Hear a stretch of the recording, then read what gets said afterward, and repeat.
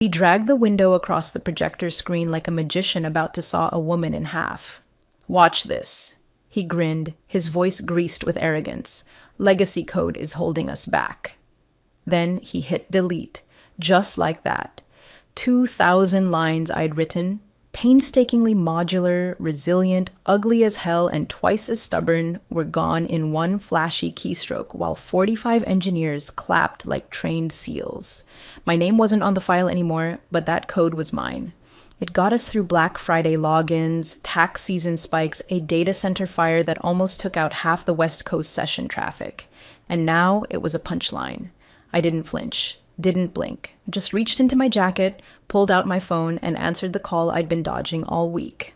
"Yes," I said, loud enough to carry. "I accept the offer. 670K, full autonomy, remote optional." The room kept laughing, but it wasn't for me anymore. The CTO, Corey, with his second-hand swagger and his one-term startup exit, smiled like he'd won something. He had no idea what he'd just deleted. Not really. "Hey, quick thing before we keep going. 97% of people who listen to these stories forget to subscribe. If you're still here, you're clearly into it. Hit the like, tap subscribe. It genuinely keeps us going and helps more folks hear these insane real stories." Okay, back in. I stood there as he basked, eyes flicking between the screen and the room like a dog expecting a treat. "Dead weight," he called it again, like a priest exorcising a ghost. I'd written that dead weight during 2 a.m. triage sessions with a half shot of Dayquil in one hand and a deployment monitor in the other, because we couldn't afford downtime then, not with the revenue margins as tight as Corey's jeans.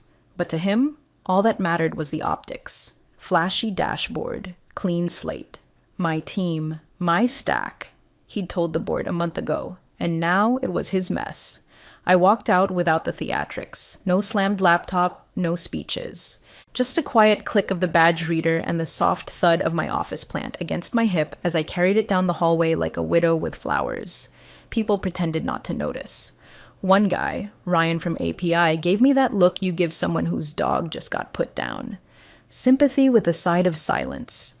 Back in my apartment, I opened my laptop on instinct. Reflex, old habits from years of ops alerts and log spikes. I navigated to the internal wiki, found the page nobody ever looked at, the one titled "Why This Old Stuff Exists," and double-checked the timestamp. Created by me. Last edited by me, signed, dated, detailed, each safeguard, each stupid cron job, each flaky module with a reason behind it. Not art, but armor. And now armor in the trash. I didn't cry, I didn't scream. I stared at the soft pulse of the apartment router and waited for the sound that always comes next after someone thinks the quiet one won't be missed. Sirens. They wouldn't hear them until 3 a.m., but they were already on the way. The email wasn't dramatic. It didn't need to be. Subject line, Systems Impact Summary, Off-Board Notes. 5 bullet points, each dry as lint. I listed what had been removed during the demo. Not by name, Corey wanted fanfare, not documentation, but by function. Session lifecycle scripts deprecated, billing gate delays removed, restart sequencing disabled, legacy safeguards bypassed, and so on. No blame, just facts. Just the kind of facts that become fossils when a company goes digging for where the outage started. I attached the diagram nobody ever cared about, a boring little SVG flowchart I made after our third multi-region failover panic, color-coded, annotated, ignored. Then I included a list of components affected by the removed code, marked with confidence levels. High, medium, unknown. I almost left that part out, but that would have been ego, and I was done letting ego run anything. Not mine, not his. At the very bottom, I wrote, "This is not a warning. This is a record." Underneath it all, like the cherry on a grenade, sat Corey's earlier reply to my internal Slack message from 3 days ago. I'd pinged him after he hinted at cleaning house during a dev sync. I'd said, "Just flagging. The legacy restart scripts gate billing and cache flush order. Removing them could cause inconsistencies or collisions." His reply, "Proceed. I'll take responsibility." I'd screenshotted it back then out of habit. Now it wrote in as Exhibit A, neatly tucked in the email thread like a landmine with a smiley face. Because that's what these guys never understand. Delete my code, mock my voice, but the second you reply in writing with that kind of arrogance, you give me the one thing louder than claps: your consent. I BCC'd my personal address, blind copied legal, and hit send. There. Paper trail planted, growing roots in inboxes. It wasn't revenge. I wasn't trying to blow anything up. It was just ballast. If the ship went down, I wanted someone to find the black box and know I hadn't steered it into the reef. I returned the company laptop, badge, and the backup token I'd kept duct taped inside a drawer. Took a photo of the empty desk. My box held a coffee mug, 2 pens, and a stack of Post-its with drawings from my niece. That was it. 3 years reduced to office detritus and a shipping label. Night came soft and smug. I microwaved a burrito, watched bad TV, but in the corner of my screen, the status dashboard from my old company pulsed amber. Not red. Not yet. But enough flickers to stir something in my stomach. Not nerves. Not pride either. More like the quiet dread you feel watching someone ride a bike downhill with no helmet and both hands off the bars. 3 a.m. would be the first checkpoint. That's when the nightly maintenance scripts used to run, the ones that Corey's ego just erased. Cache flush, user session reset, database sync drift checks. If those jobs didn't queue properly, the backlog would start crawling like a clot in the bloodstream. The kind of slow disaster that doesn't scream, it just smothers. I shut the laptop but didn't sleep. I didn't want to see what broke. I just wanted it on record that I didn't break it. I carried the damn Pothos like it was my last paycheck. Wilted, droopy, clinging to the plastic pot like I'd just yanked it out of hospice. The box was nearly empty otherwise. No photos, no trophies, just a mug I left behind because I couldn't stand the thought of it living in my kitchen, reminding me how many hours I lost sipping stale coffee in a place that only noticed me when something caught fire. One last badge swipe. One final chirp of the security reader. Then nothing. No goodbyes, no hallway glances, just that fluorescent hallway, silent as a morgue, swallowing me on the way out.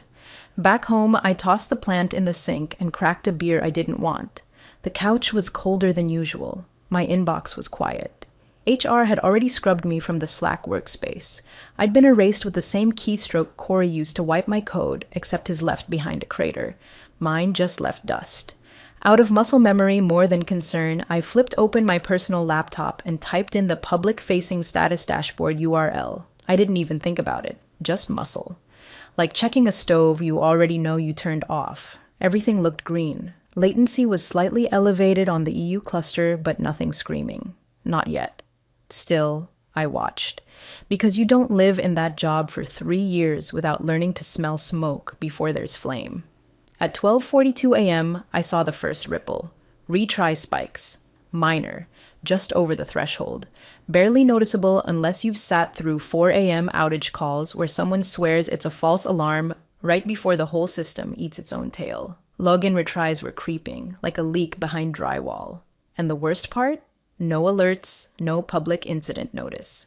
Which meant someone on call was either asleep or, more likely, dismissing it as a blip. They'd say, "It self-corrected in the morning," not realizing it was already threading its way through the job queue. The thing about those safeguards they deleted, they weren't sexy. They didn't flash. They didn't show up in demos. But they staggered job triggers so that the entire system didn't try to wake up at the exact same second, like an army of toddlers screaming for cereal.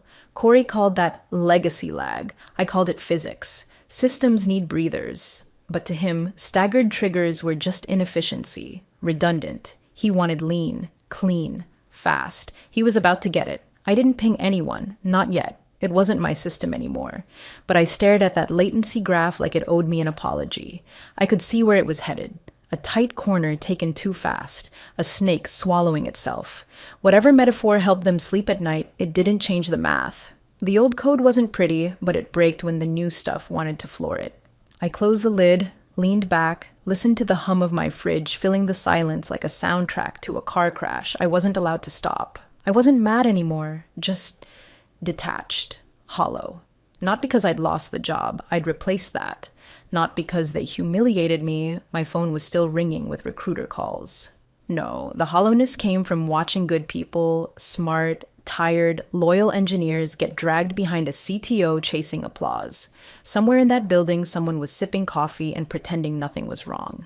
And the system, ever obedient, was queuing up all its lovely mistakes for sunrise.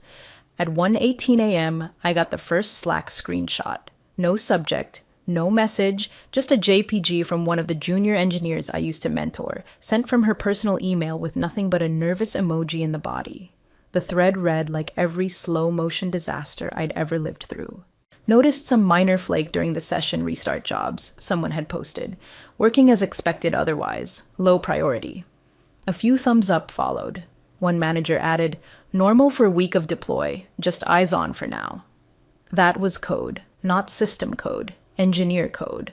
Minor flake meant they didn't fully understand what they were seeing, but they didn't want to be the first to say it. Working as expected otherwise meant no one had the guts to admit this wasn't expected at all. Just eyes on for now was how you watched a house burn from the porch because walking inside meant you'd be responsible for the bodies. I stared at the message long enough to memorize the names on it. They were all good people, smart people, but they'd been trained to minimize problems unless something physically caught fire. That's what Corey wanted. No noise, no blockers, no process, just deliverables and dopamine. He cut out anything that didn't sparkle in a demo, including the restart staggerer I'd built, probably my ugliest script. God, that thing was a monster. It looked like a nested octopus of if statements and delay queues and watchdog pings. Corey read half of it once and said it looked like a cry for help. Maybe it was, but it worked. It kept the system from waking up like a prison riot. Without it, every microservice that relied on staggered restarts would queue up at midnight like a kindergarten fire drill. One failed call would retry 3 times. 3 retries across 60 services multiplied like cancer. And it wasn't just concurrency, it was context loss. Half those jobs didn't remember state if the session failed twice. They just retried blind and stomped over each other. A mess. A subtle, quiet, recursive mess. Which meant that by 2 a.m., the system wouldn't just be slow. It'd be incoherent. Like a sentence someone tried to write during a seizure. I typed back to the junior, save all logs locally. Timestamp everything. If they ask questions later, don't guess. Just show. No reply. She was probably afraid even opening that email could get her in trouble. I didn't blame her. I'd been there. When you're at the bottom, the only thing management wants less than your complaints is your accuracy. And right now, accuracy meant calling Corey's showboat stunt what it really was. Sabotage by ego. At 2:03 a.m., another screenshot. CPU load rising and back-end off. Cache flush jobs showing status. Unknown. The bot that usually posted happy green check marks had started posting ellipses. Like even the bot didn't want to say it out loud. But Corey? Corey was quiet. Too quiet. I had no doubt he'd seen the graphs by now. He just hadn't found someone to blame yet. I opened my personal runbook archive, scrolled to the old section labeled Order of Operations, Post-Crash Recovery. Still there, still color-coded, still time-stamped from 6 months ago. A single note at the top, do not run, start all after midnight, services will collide.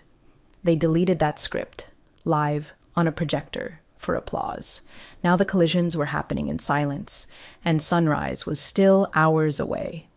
At 3:07 a.m., the log-in storm hit like a dam giving out. Sessions spiked from normal overnight trickle to a burst pattern I hadn't seen since the pre-prod rollback of 22. It was always subtle at first, like snow piling on a roof. Silent. Harmless. Until it wasn't.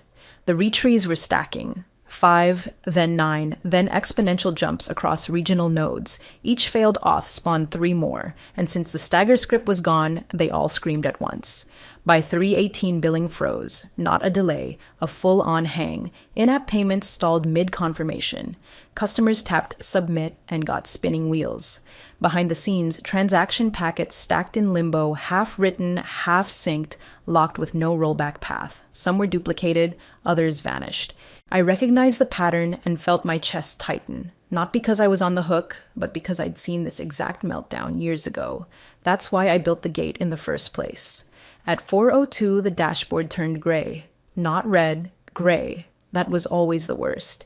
Red meant alerts, response, action. But gray? Gray meant blind spots, services unreachable, monitoring tools themselves failing to load metrics, which meant the team was flying through smoke with no instruments. The internal joke was, gray is the color of prayer. Somewhere, an SRE was probably pounding Red Bulls and promising this wasn't what it looked like, that it was just a visibility gap. But visibility gaps don't come with failed transactions and dead auth headers. And then came the pager chorus. I wasn't on it anymore, but old habits die loud. I still had the custom alert tone in my archive. It started in my head first, a ghost sound. Then I realized it was coming from my backup work phone, still powered on in a drawer. Notifications stacked like bricks. I didn't read them. I didn't need to. They were in it now. I reopened the runbook archive and found the section they'd laughed about during sprint reviews. Order of operations, post-failure recovery. Highlighted in blue, the delay sequencing logic, the restart timing ladder, and the re-auth throttle. Ugly code. Defensive code. Code that worked. I copied the link and DM'd the junior engineer again. No lecture, no smugness, just, if you need a north arrow, this is where we used to start. She read it in under a minute. No reply, no reaction, just seen. And that was enough. Because if anyone in that building still gave a damn about more than optics, it was her. She didn't need a hero.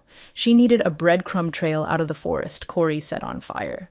I sat back on the couch, the hum of the fridge louder now, not because it was louder, because everything else was finally quiet. No more laughter from that all hands, no more legacy jokes. No more polished bullshit about lean engineering from a guy who thought uptime was a given. The system was broken. Real people were locked out. Real money was in limbo. I wasn't happy, but there was a cold, iron satisfaction in knowing that the thing they called dead weight turned out to be the only thing that ever carried them. Someone, very soon, was going to demand a miracle, and someone else, even faster, was going to start lying about how it happened.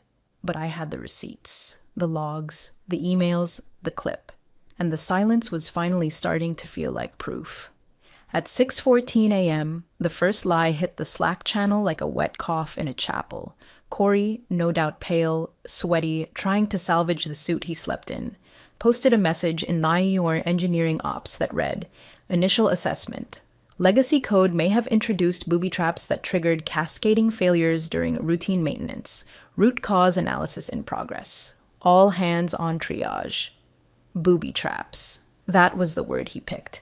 Like I'd buried landmines in the stack for sport. Like my safeguards. The same ones that carried his fragile ego through 3 seamless quarterly rollouts had been some malicious prank I left behind on my way out the door. It wasn't just cowardice, it was strategy. Say it first. Say it loud and let the silence fill in the guilt. Within 5 minutes, my personal inbox pinged. Subject line, FWD statement from CTO. Sender, Legal Company. BCC'd, no comment. Just a lawyer's quiet way of saying, we're watching. Proceed carefully. I didn't flinch. I didn't panic. I opened a folder on my desktop labeled Contingency Do Not Touch. Inside was everything I'd never trusted their internal systems to keep safe. Email chains, Slack logs, PDF exports, signed deployment approvals, and right at the top, a 21-second clip from the all hands demo. Corey, sleeves rolled up, mouse hovering over the function. This is what we don't need anymore, he says, chuckling, and deletes it. Applause. Wide shot. 45 engineers. Laughter. I replied to legal. 1 sentence. No flourish, no fury. Per your incident clause 9.3.1b attached are 1. The recorded deletion of affected safeguards during public demo. 2. Slack approval from CTO explicitly assuming responsibility for removal. And 3. Full changelog and time-stamped impact summary submitted at time of departure. I attached the receipts. PDF, screenshot, video, click, click, click. Then I hit send and went back to sipping my coffee. Still in pajamas, still not their employee. The reply came within 20 minutes, not from legal, from the board's executive assistant. Would you be available today at 9:00 a.m. to advise the board on current incident response pathways? Not fix, not join, not apologize, advise. Because now they needed something Corey didn't have, a map. He'd blown out the guardrails, erased the caution signs, and paved over my work with buzzwords. Now the investors were panicking, the insurer was sniffing around for liability triggers, and the system was bleeding out in gray waves. But me? I had silence. Signatures, sequence charts, I had discipline. And nothing shuts down narrative warfare faster than a bulletproof chain of custody. By the time their executive bridge lit up for the emergency call, half the company was in chaos mode. Engineers yanking cables that weren't even plugged in. Customer success spinning stories about data center turbulence. The CFO reportedly threw a stapler when billing reconciliation came back with a negative balance and a note that said, unprocessable entry, retry limit exceeded. But I didn't yell.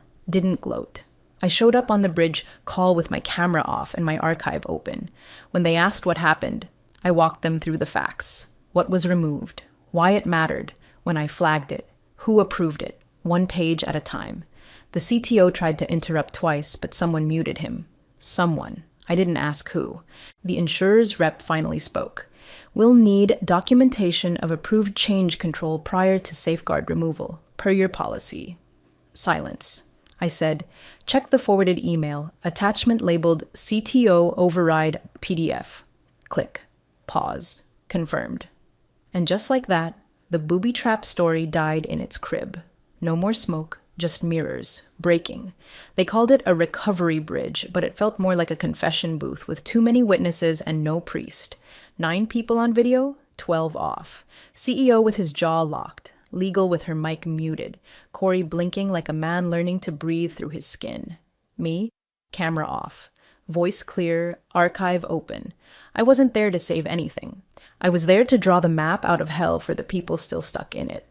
Start with the cash flush job, I said calmly, like I was ordering breakfast. Trigger it manually, stagger by region, EU, then East, then West, 30-second delays between each. Mia, the junior I'd mentored, was the only one clicking keys. Her voice shook, but her typing didn't. Confirmed. Cash flush initiated. East next. Delay queued. The system didn't roar back to life. It thumped. A heartbeat here, a return ping there. The sound of something battered trying to sit up in a burning room. Next? Someone asked. Probably the COO, or maybe the guy from investor relations who kept muting and unmuting like he thought that counted as helping. I scrolled. Billing pipeline restart, but throttle session link retries to 2 per user. The old script did that for you. Now you'll need to hard code it. Can we reinstall the old one? Mia asked carefully, like she already knew the answer but needed it said out loud. Yes, I replied. Rename it. Don't call it legacy restart. Call it stability layer. Upload it as a patch under the CTO's repo. Let him sign off on it. Dead silence. Then a few muffled coughs, but nobody laughed. Services are syncing, Mia reported. Auth latency dropping. Transaction IDs are holding. Color. Returning to green. I nodded, though no one could see it. Good. Don't trigger session recycle until after dashboard metrics stabilize. Run them cold for now. Let it breathe. That sentence alone took years to earn. Let it breathe. Most folks in that call wanted fireworks, drama, applause. Corey certainly did, still lurking on the call, probably debating whether to claim credit or hide under a couch. But systems don't come back to life with applause. They come back with precision, with patience, with protocols written by tired women at 2 a.m. 3 years ago who knew what happened when you let machines do too much at once. Anything else? The CEO finally asked. Yes, I said. Tell your insurer the rollback was completed using the documented sequence order outlined in my departure archive. The file was time-stamped. The instructions haven't changed since last year. No one argued. I closed the runbook on my screen and stood up. My knees cracked from sitting too long. I stretched, cracked my neck, and looked at the wall where my degree still hung. Crooked, dusty, but real. Do you want to come back? Someone asked. Maybe it was Mia. Maybe it was a board member trying to sound generous after bleeding cash for 6 hours. No, I said.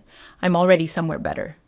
The call didn't end with applause. It ended with quiet typing, the kind of reverent silence people make when they realize something bigger than them just walked out the door. And the system? It kept breathing, slowly, begrudgingly, but it breathed. The offer came by noon, not through Corey, he was radioactive by then, but through the head of People Ops, who sounded like she was reading from a hostage script. "We'd love to formally extend a rehire proposal," she said, voice tight with corporate enthusiasm. Same title, revised comp package, a seat at the new architecture review board, and she hesitated here, like the next part tasted bad. An apology. From leadership. I let the silence stretch until it stopped being polite. Then I replied, "No." She blinked. I could hear her force a smile. "If there's something you'd like amended—" "There are 3 things," I interrupted, calm as a surgeon. "None of them involve me returning." I laid them out. First, public credit for the team, not me, the team. Mia, the juniors, the ops lead who ran the restore under fire. Their names had been left off every internal memo so far. I wanted them listed, thanked, and backed with retention bonuses. Not pizza, not gift cards, real acknowledgement. The kind that lives in performance reviews, not Slack emojis. Second, Corey. Benched. Officially, pending a full review of his decisions, his sign-offs, and the gaps in the change control logs. I didn't need him fired. I needed him disarmed. If he kept access, he'd keep spinning, and they'd keep bleeding. Third, policy. In writing, effective immediately. No control, safeguard, or critical dependency is to be removed without a documented justification, a rollback plan, and 2 signatories, 1 technical, 1 legal. Period. No exceptions. I didn't care if it slowed them down. Speed without brakes is just a crash in progress. The HR rep was quiet. Then, finally, she said, "I'll escalate." "You do that," I replied, and ended the call. 3 hours later, legal sent me a draft of the official post-mortem. I read it slowly. Every word, every passive-voiced admission. And there, in Section 3, Contributing Factors, was a list that mirrored the one I'd written in my departure email, nearly word for word, even the phrasing. Legacy code was removed without documented review or rollback protocol. Safeguards were treated as redundant, despite their role in system timing and load balance. They didn't say my name. They didn't have to. It was all there. Later that night, Mia texted, "Your old page? Why this stuff exists? It's back. Same content. New title? Operational Stability Layer." They didn't even rewrite it. I smiled, just once. Not out of pride, out of recognition. That document was my signature, even without my name. And it didn't matter if it vanished from the repo someday. People like Mia had seen it. They'd saved it, carried it forward. That was enough.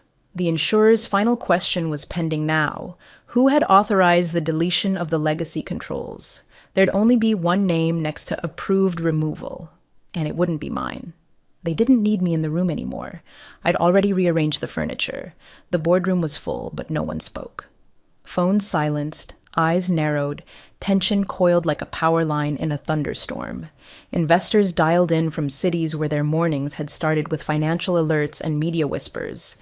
The insurer's rep sat in the corner, sharp-eyed and stainless, and at the head of the table, the board chair, knuckles white on the folder in front of him, flipping it open like it might explode. They were all there for one thing, one question. Who authorized removing the control? Not what caused the outage, not how do we recover. Just that. One cold question aimed like a scalpel, because in the eyes of the policy, everything else was theater. That authorization? That was liability. That was millions on the line. Corey cleared his throat, trying to look composed. The man had traded his hoodie for a blazer, but underneath he was still a startup mascot pretending to be an architect. "I believe there's some confusion," he began, lips pressed into a smile meant to disarm. The removal was part of a broader modernization effort. I reached into my folder and hit play. The clip was short. The room went still. On screen, Corey, sleeves rolled, standing at the all-hands demo. "This is what we don't need anymore," he said, voice smug and buoyant. His cursor hovered. Then, delete. The room in the video laughed. The room in real life did not. I let the silence hang, then slid a printout forward. His Slack reply from 3 days before the incident. "Proceed. I'll take responsibility." The insurer's rep didn't flinch, just nodded. That's sufficient. She marked something on her clipboard. The chair exhaled like a man releasing a loaded gun from his lap. Someone near the window muttered, "Christ." Corey didn't speak again. They processed the claim. The board formally adopted the policy I'd proposed verbatim. Controls, documentation, dual sign-offs, all of it. Not because it was genius, because it was now the only thing that could protect them from another $5 million burn in under a day. The chair offered me a handshake on the way out. "If you ever want to—" "I don't," I said, not unkindly. Just honestly. I didn't need a corner office in a company that once laughed as my work was erased. I had better now. I had a team that asked why before pushing buttons. I had a system that ran on principles, not power plays. When I got home, I checked the public repo out of curiosity. The legacy script was back. New label, operational stability layer.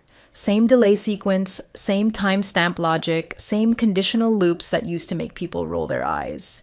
My name was stripped, of course. It wasn't personal. It was just branding.